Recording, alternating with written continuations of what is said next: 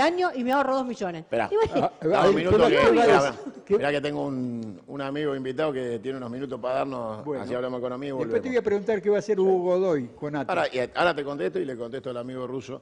Por supuesto que hay salidas sin ajuste, pero bueno, Sí. son formas de ver la vida. Echevarne, buen día, ¿cómo te va? Santiago Cunio te saluda. Buen día, Santiago, ¿cómo están? Bien, muy bien. Gracias por estar ahí, como siempre. A ver, habló la ministra de Economía y dijo cosas tan contradictorias como voy a dejar de emitir, pero no voy a defoltear la deuda en pesos.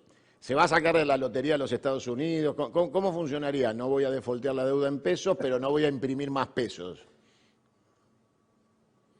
Yo creo que ella trató de hacer un discurso más o menos para quedar bien con el mercado, porque estamos en una corrida, ¿no? O sea, digamos, ahí la gente está asustada, y entonces había que tratar de ver de qué manera se frena la corrida, y hicieron un conjunto de medidas que básicamente lo que está diciendo es que vamos a cumplir con el programa que tenía Guzmán, que va a seguir con lo mismo, que va a cumplir con las metas con el Fondo Monetario, y que de alguna manera se va a sentar arriba de la caja y va a tratar de frenar el gasto inconmensurable, que fue la primera mitad del año. El gasto creció bien por arriba de la inflación y por arriba de todas las metas.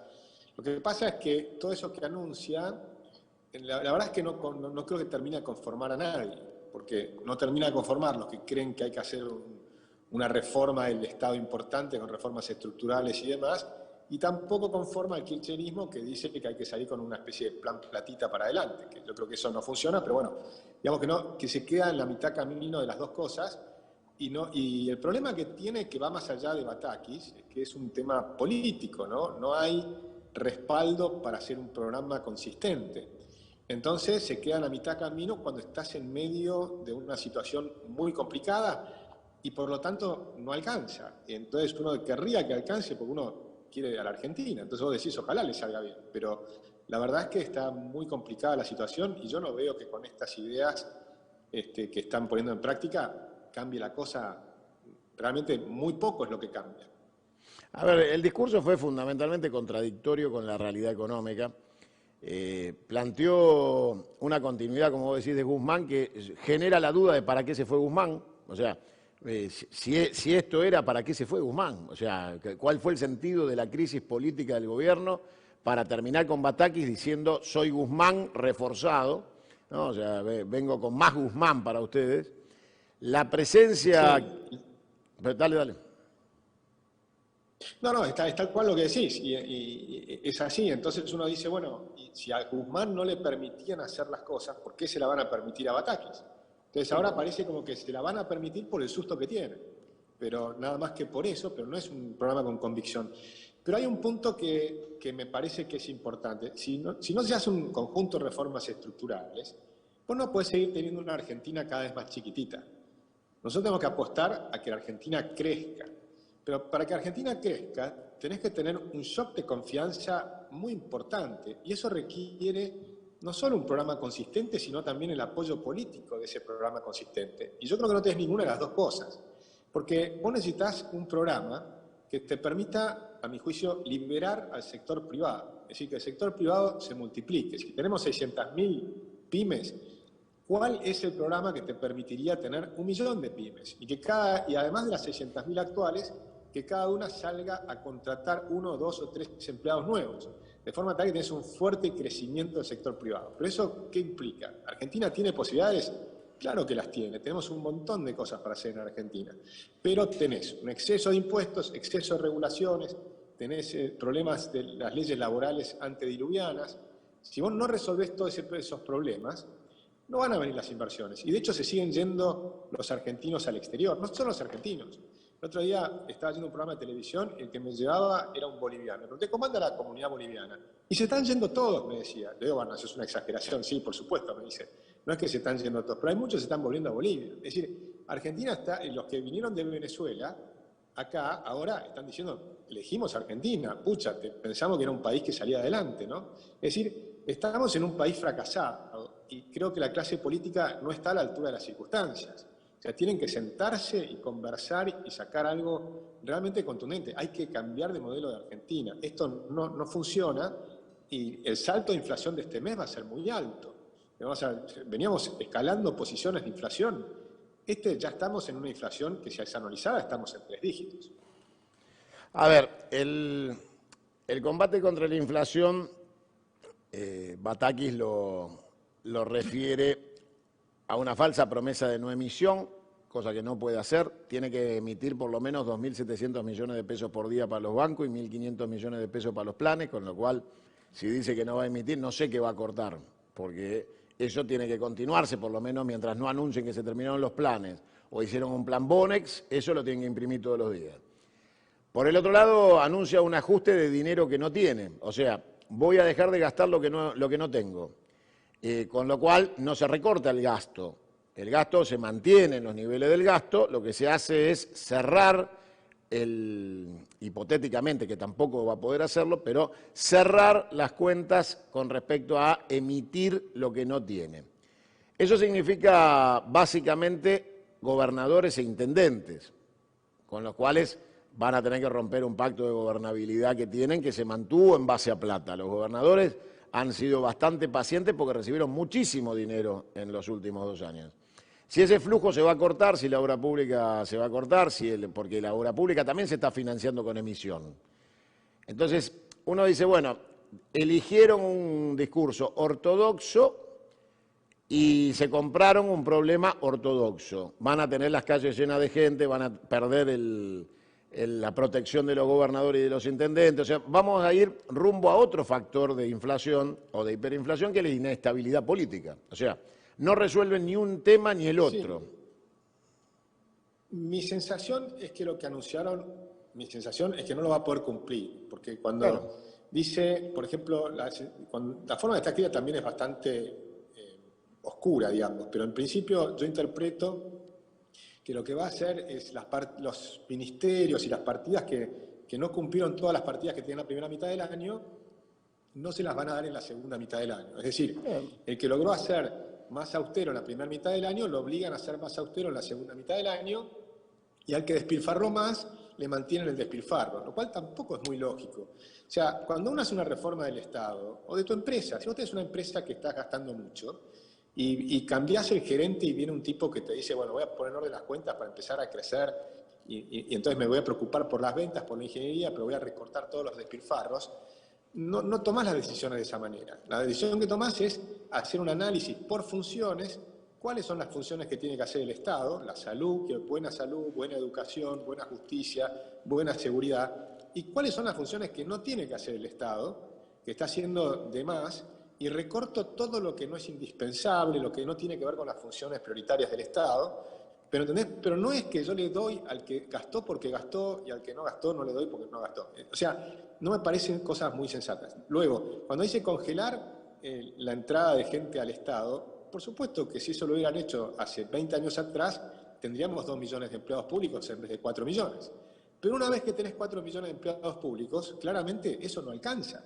Vos tenés que decir, ¿cómo reestructuro? ¿Cómo hago para que la gente pase del sector público al sector privado? O sea, ya tuviste un despilfarro descomunal en cantidad de gente en el Estado y en los 3 niveles, porque lo tenés a nivel de cada municipio, salvo raras excepciones como las de Iguacel, la gran mayoría de los municipios, la inmensa mayoría, han multiplicado el gasto estos 20 años de una manera descomunal. Y no es que mejoraron los municipios, que eso es lo que hay que comprender.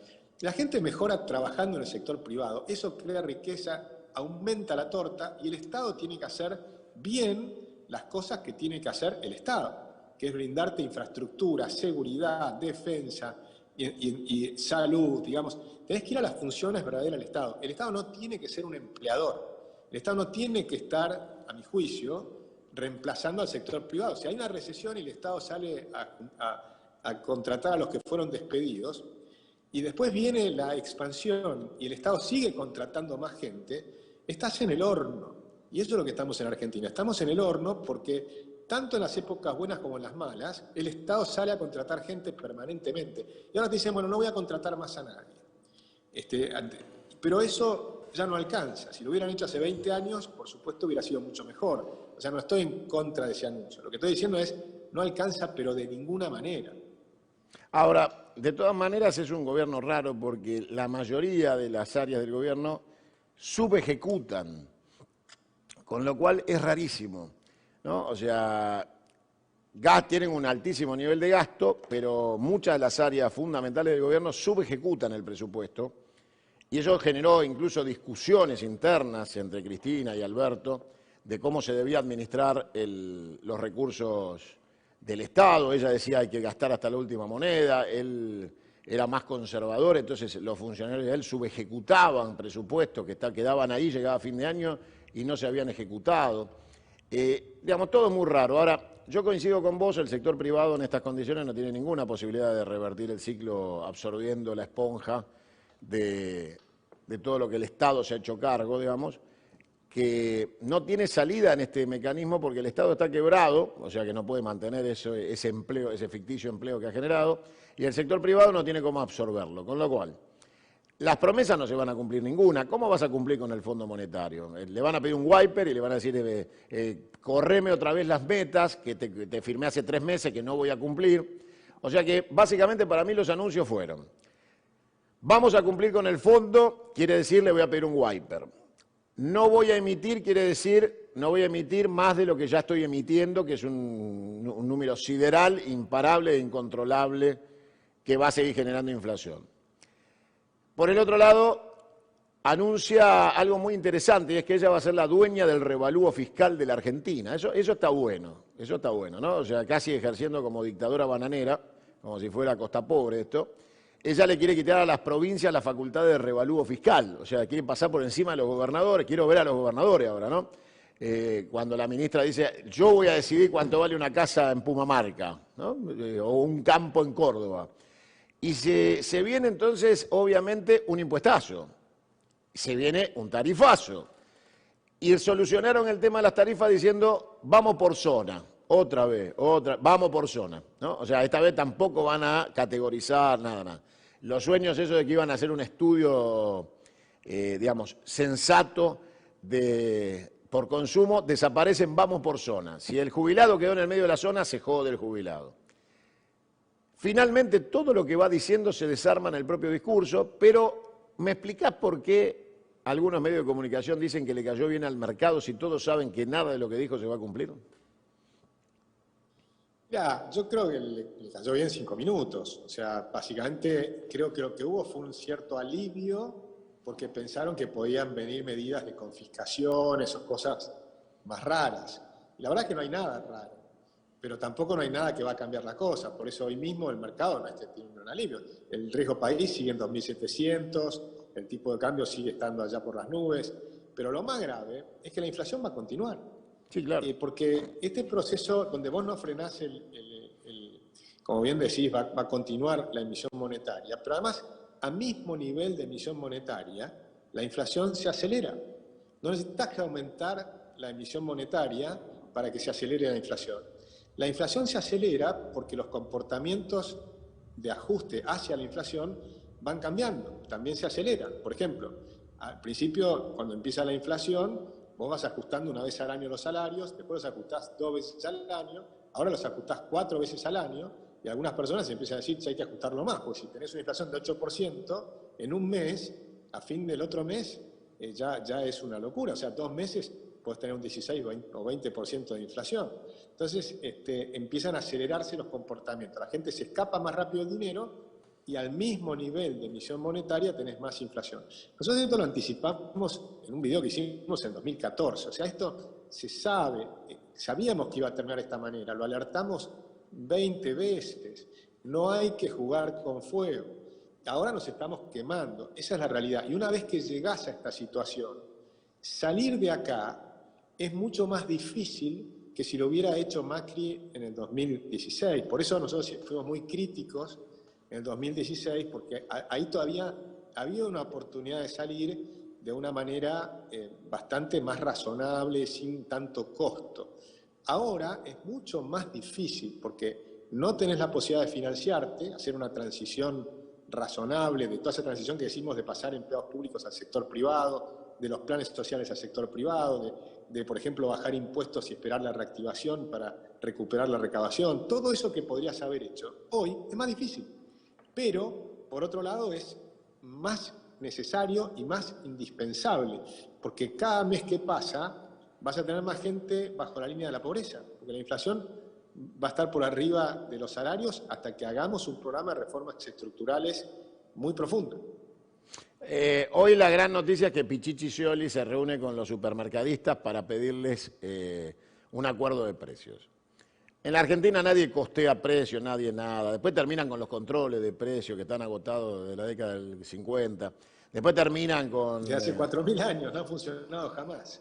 O sea, yo cada vez que escucho un título repetido tengo ganas de vomitar, ¿no? O sea, cada vez que otra vez lo mismo, vos decís, pero no puede ser. A ver, ya lo escuché, ya lo viví, ya lo pasé. Ayer yo mostraba la tapa del diario el día que Cavallo dijo déficit cero, ¿no? O sea, se ve que Bataki se miró el video de aquella época. Después del déficit cero vino intangibilidad de los depósitos, después vinieron los muertos y el helicóptero. Entonces, que Batakis, por ahí no estudió nunca, por ahí ella en el 2001 era tan chiquita que estaba, no sé, estaba jugando a las muñecas, pero ni siquiera se dio cuenta que esto lo dijo Cavallo en el 2001 antes del derrape del gobierno y el helicóptero. O sea, que los que tenemos memoria viva de la Argentina no queremos escuchar esas boludeces, decirlo de otra manera, inventate un nuevo término, buscar el diccionario si tenés algo como para dibujarla, pero decir exactamente lo mismo, exactamente lo mismo. ¿Y sabés cuándo lo dijo Cavallo? Un 12 de julio del 2001. Sí, pero ojo, igual, ojo Santiago, que no dijo déficit cero, porque no apuntan a déficit cero, apuntan a cumplir las metas. Esto es mucho menos ambicioso. Esto es, sí, claro, pero digamos... Es mucho menos ambicioso. Esto es apenas un retoque, no es una cosa muy grande. Y tampoco queda muy bien definido cuáles son los puntos exactos y demás. Es decir, que es un programa minimalista, te diría. Minimalista frente a una situación minimalista muy compleja. Claro. Me hace reír. No, es que para el tamaño del problema que tenemos, las cosas no se van a solucionar así. O sea, a mí me encantaría que se solucione. ¿Viste? Todo lo que hacemos es tratar de aportar ideas para que se solucionen, pero creo que en todos los sectores, yo digo todos los sectores, tenemos que comprender que Argentina tiene que hacer las cosas más complicadas, porque no va a ser sencillo y hay que hablar con la verdad. Yo no creo en eso de vender que con una varita mágica Argentina va a andar bien. ¿Me describís la verdad? Al éxito. ¿Me describís la verdad? ¿Cómo? ¿Me haces una descripción de la verdad económica de hoy? Bueno, Argentina está quebrada, la ANSES está quebrado, el Tesoro está quebrado y el Banco Central está quebrado. Esa es la verdad. Entonces, no te prestan plata en dólares porque te rinden los bonos más de 40%. Los bonos en pesos empezaron a no poder ser colocados hace 2 meses. Entonces empezaron el Banco Central a salir a respaldar los pesos.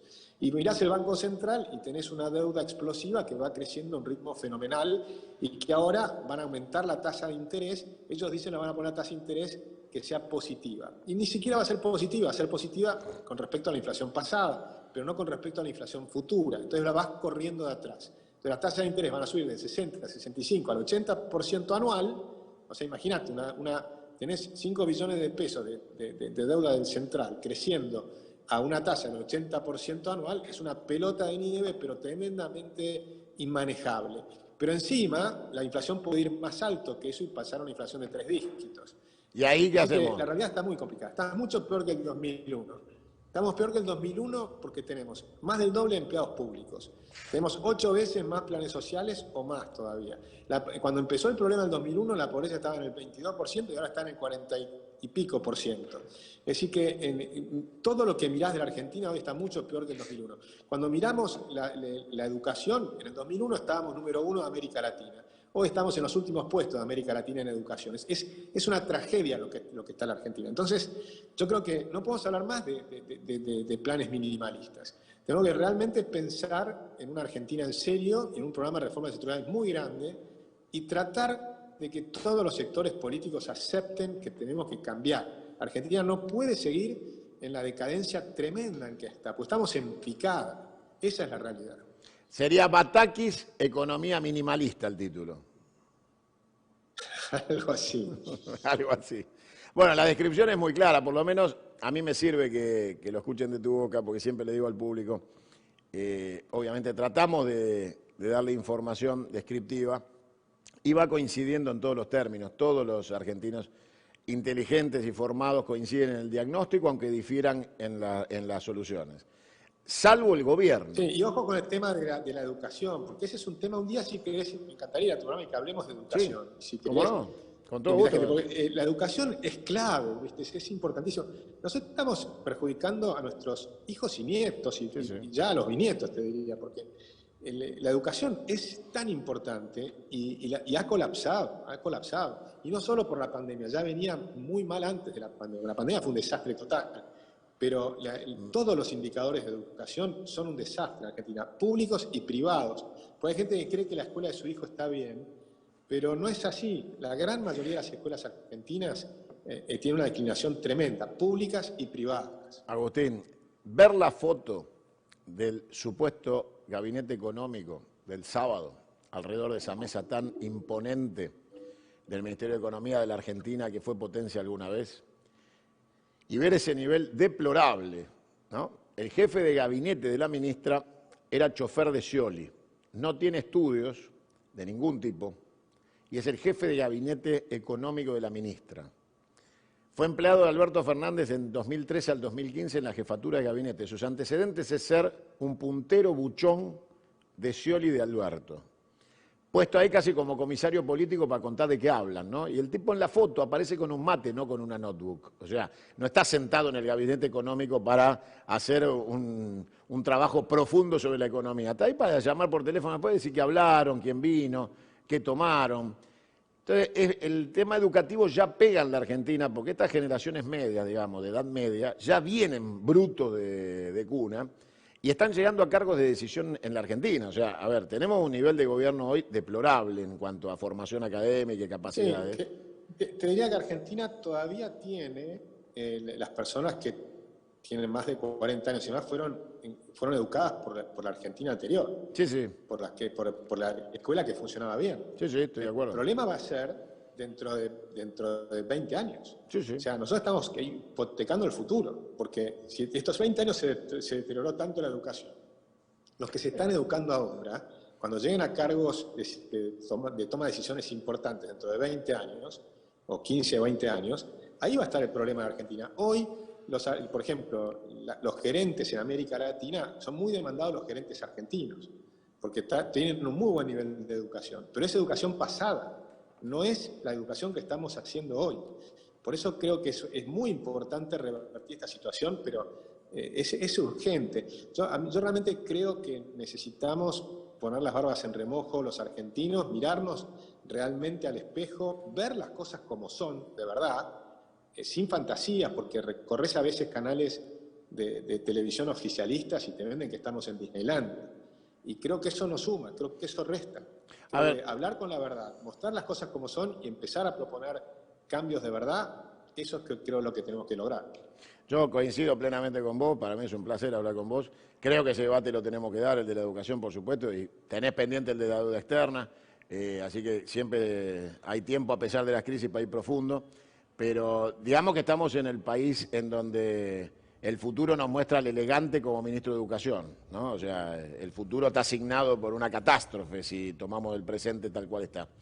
Lo tenemos que modificar, eso no hay duda. Ahora, el gobierno es el único que tiene un diagnóstico distinto. El gobierno tiene un diagnóstico, te describo frente a tu descripción qué cree el gobierno. El gobierno cree que esto es una crisis más, que ya va a pasar, que si bien es gravísima, todos van a tener que colaborar para salir de esto porque esto ya explotó. Como dijo Cristina, esto es un problema de todos porque los argentinos quieren dólares, entonces la culpa es del argentino que quiere dólar ahorro. Si no demandaran dólar ahorro estaría todo bien, pero bueno, son incorregibles. ¿Qué voy a hacer? No puedo hacer más nada por ustedes. Y en un momento dijo, quieren usar mis reservas para viajar. O sea, ella considera que las reservas del Central le pertenecen. Tiene una voracidad la mujer que hasta el Central es de ella. En esa concepción es imposible acertar cómo operar si parten de un diagnóstico en el cual la culpa es de los demás, ¿no? O sea, el gobierno dice la culpa de Echevarne, la culpa de Cunha, la culpa de la gente, nosotros hicimos todo bien y la gente somos incomprendidos. Y ahora vienen con esto, que vos sabés que no lo van a cumplir, yo sé que no lo van a cumplir, el Fondo Monetario sabe que no van a cumplir, todos, los bancos saben que no van a cumplir. Cuando todos estamos de acuerdo menos el gobierno, ¿cómo se resuelve? ¿Esperamos hasta el final? ¿Salimos a protestar? ¿Qué hay que hacer para hacer que el que tiene la toma de decisiones entienda que la mayoría del pueblo argentino no comparte su diagnóstico? ¿Qué crees vos que hay que hacer? Porque todos los días lo hacemos desde acá, vos lo haces. Ahora, yo ponía el ejemplo recién, en los Países Bajos, en este preciso momento, que les va un poquito mejor que a nosotros, hasta los bomberos voluntarios se plegaron a la protesta social. Están con los autobombas en las calles protestando. Y no son subversivos. No es una organización terrorista los bomberos voluntarios de Holanda, ¿no? O sea, a ver, algo quiere decir que las sociedades expresan cuando no están de acuerdo, que en la Argentina parece que cuanto peor nos va, menos tomamos posición de corrección. Y cada uno hace lo que quiere. Macri nos estrelló, este gobierno nos estrella. ¿Qué hay que hacer? Bueno, digamos, yo creo en participar, ¿no? Yo invito a la gente, por lo pronto, a afiliarse a partidos políticos y apoyar. O sea que hay un tema muy importante en la política. Si la política en un país se financia de arriba para abajo, el control está de arriba para abajo. Si en cambio la gente empieza a involucrarse en los partidos y financia de abajo para arriba a los políticos, entonces los controlás vos. Yo disiento, por ejemplo, de la fórmula que está puesta ahora en la Constitución, que los partidos son parte del esquema democrático y tienen que ser financiados por el Estado. Eso para mí es una aberración, como la lista sábana es una aberración, porque la lista sábana te permite que te controlen de arriba para abajo. Yo creo, en cambio, en el sistema de circunscripciones unipersonales. Cuando vos tenés tu diputado, y ese diputado tiene que tener lealtad con los que lo votan. En cambio, hoy los diputados tienen lealtad con el que lo elige. El que lo elige al diputado no es el pueblo, sino que es el líder de la lista. Entonces hay todo un problema político de muy mala organización política en Argentina. Y todos los países que tienen este sistema de lista sábana funcionan mal. Y funcionan mejor donde los diputados realmente responden al pueblo. Pero entonces eso significa que el pueblo es el que los elige, los vota y los conoce. Si vos tenés que nombrar a las 22 personas que elegiste en Capital Federal, ni siquiera lo puedes nombrar, nadie los conoce. Entonces finalmente nombrás al número uno de la lista. Yo coincido en el voto nominal. Muy grande. Es decir, ¿cómo? Yo coincido en el voto nominal, por supuesto, en la eliminación del sistema de lista sábana, por supuesto. Eso para mí son temas claves. Yo creo en la participación, creo que hay que meterse. Creo, por ejemplo, en algún momento buscamos, yo junté 500.000 firmas en la calle para eliminar lista sábana con 16 organizaciones de ONGs, ¿no? Pero después los diputados archivaron el artículo, por más que la Constitución decía que lo tenían que tratar, porque llevamos la cantidad suficiente de firmas.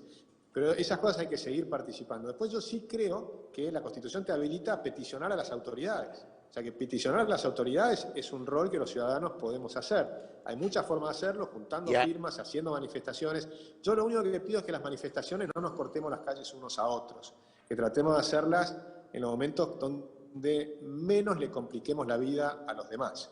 Yo no creo, por ejemplo, apoyé en su momento manifestaciones en contra de la 125, por nombrar alguna, pero siempre les decía, no cortemos las rutas, porque no tenés el derecho a interrumpir. Bueno, eso va a pasar mañana o pasado. A las demás personas. Mañana pasado el campo va a volver a la ruta, supongo que estarán a los costados, en las rotondas, pero estamos muy cerca de los piquetes de la abundancia también. Hay como un clima social de tensión, de agotamiento, de paciencia, porque vos decís, y yo comparto, y con esto ya te cierro y te despido. Lo que le falta el combustible, desde ya tienen que quejarse, y que le falta el combustible se va a quejar, es lógico. Lo único que pido es que pensemos en los demás argentinos, porque como todos nos vamos a quejar, todos tenemos motivos para quejarnos, si todos nos cortamos las rutas a los demás, Argentina es un caos total, y eso no creo que no suma. Yo, por ejemplo, creo que te comentaba, ¿no? La idea del protestódromo, como la vi en Santa Cruz de la Sierra, que es ordenar la protesta para que salga en televisión, para que la gente sea escuchada, pero sin cortarnos las rutas unos a otros. Esa es mi idea. Comprendo que no todo el mundo esté de acuerdo. No, pero está bien, está muy bien plantearlo. Yo te cierro con esto, mirá, si hay algo que no va a ayudar nada a la tensión social es que mañana el juez de la causa de las fiestas de Olivos le dará impunidad al presidente y la madre de su hijo. Y yo creo que lo peor que puede hacer la justicia mañana justamente es coronar la impunidad del presidente y su pareja con respecto a este hecho luctuoso, irrespetuoso y que no me alcanzaría el diccionario para calificar. Y sin embargo mañana la justicia, que es donde deberíamos ir a apelar cuando el Congreso no te da lugar para una norma constitucional del tratamiento de una ley por la cual juntaste las firmas, es la justicia que mañana le da impunidad al presidente. Entonces, estamos en problemas serios, porque no tenés autoridades a las cuales recurrir. Todos esperábamos que la justicia sea ejemplificadora con el presidente, y terminó siendo el lavadero de la responsabilidad del presidente. Entonces, yo creo que mañana se va a sumar más tensión a la economía, a la cuestión social. Mañana va a ser un día tristísimo para la Argentina, cuando salga un fallo que diga, bueno, ya está, el presidente pagó, ya se puede ir a la casa. Y yo creo que todo eso también afecta a la economía. No sé, por ahí estoy equivocado. No, sí, yo, digamos, para cerrar te diría una nota de optimismo. Busquemos, yo creo que estas situaciones que yo creo que es un final de época. Sí, sí, O sea, yo creo comparto. que Argentina va a tener un cambio importante, que vamos a ver cómo se da. Claramente el gobierno va a perder las elecciones. Sí, sí. La pregunta es si va a tener que anticipar las elecciones. Yo creo que es posible que tenga que anticipar las elecciones. Si no logra hacer programas más coherentes, puede terminar, pero eso es parte de las instituciones. Ya ha pasado otras veces sin que haya ningún golpe de Estado ni nada por el estilo. Boris Johnson se fue, ¿no? A veces no. ¿Cómo? Boris Johnson se fue, Inglaterra sigue funcionando. Exactamente, exactamente. Y pasó en Argentina, ¿no? Y pasaron varios presidentes y no pasó nada, y después en su momento llegó Duhalde, después Kirchner. Es decir, estas cosas pueden ocurrir si no toman las decisiones que tienen que tomar. En algún punto se acelera la inflación y son procesos, se aceleran los tiempos, y bueno, entonces al acelerarse los tiempos de pronto no te da para esperar 15 meses. Tenés que hacer cosas antes. Yo creo que ellos lo saben, así es que yo espero que va a haber nuevos paquetes de medidas más adelante y vamos a ver qué es lo que hacen. Así que bueno, estamos en la expectativa a ver qué ocurre y lo seguiremos conversando, Santiago, si te parece. Gracias, Agustín, por el tiempo, un placer como siempre, y te espero acá en el piso cuando puedas para ir más a fondo, tranquilo. Sabés que a mí me gusta que las notas sean largas y que el invitado pueda decir todo lo que piensa con libertad y amplitud. Así que gracias por estar. Un abrazo grande. Hasta luego. Chao, gracias, Agustín. Bueno, Agustín Echevarne, la descripción de él es mucho más acertada que la que da el gobierno, ¿no? O sea, hace una descripción de la realidad. Después, en el diagnóstico de las soluciones, ya cada uno marca diferencias, pero no se puede negar que fue muy contundente y muy claro. La Argentina está quebrada, el central está quebrado, todo está quebrado, con lo cual, ¿de qué boludez habla Batakis? ¿No? O sea, ¿de qué habla? Yo la bauticé boluda al crochet por las flores, ¿no? Esa que se puso. Que me gustó la definición de Echevarne, economía minimalista. Tomamos una medida por acá, una por allá. Está bueno, cuando vienen a mi casa. Chiquitas, que no molesten. Cuando vienen a mi casa y ven pocos muebles, digo, no, soy minimalista. Entonces No, quedó serías bien. una Batakis. Sería una bataquis. O sea, ahora el minimalismo, sos una Batakis. Batiquista. Claro, sos una batiquista. Yo, la verdad que no encuentro a nadie que no sea el gobierno que no tenga el mismo diagnóstico. Salvo el gobierno que mira cualquier película y que se sientan frente a la realidad, tienen toda la información a la vista, saben que la chocaron, saben que están al horno, saben que esto no se va a cumplir nada, y eligen mentir de nuevo, eligen mentirle a la sociedad, eligen dibujar la realidad, eligen ocultar la realidad. Como un médico que tiene un enfermo terminal y le dice, tómate una aspirina. Yo no le voy a decir a este hombre que se está muriendo, pero boludo, por ahí lo operás y se salva. No, bueno, ya está, que disfrute sus últimos días. Pero boludo, ¿no lo vas a tratar de salvar? Y no, ¿y para qué? ¿Por qué le voy a decir que no? Le damos aspirina, le decimos que disfrute, que se vaya a pasear con los hijos. Pero boludo, lo podés salvar. Decirle la verdad y que